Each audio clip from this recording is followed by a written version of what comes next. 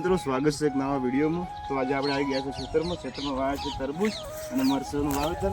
પેલી બાજુ છે ટેટીનું વાવેતર, જે થોડું રોગના લીધે નિષ્ફળ થયું છે.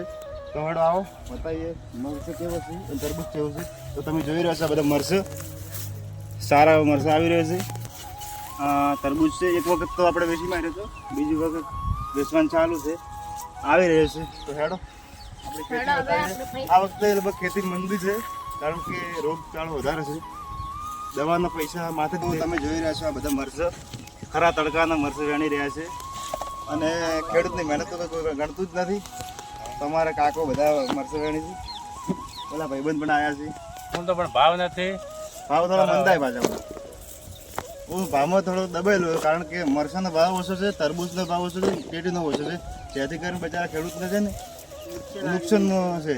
એટલે ખેડૂત બચારો આખો દાડી મહેનત કરે પણ એને ભાવ ન મળતો.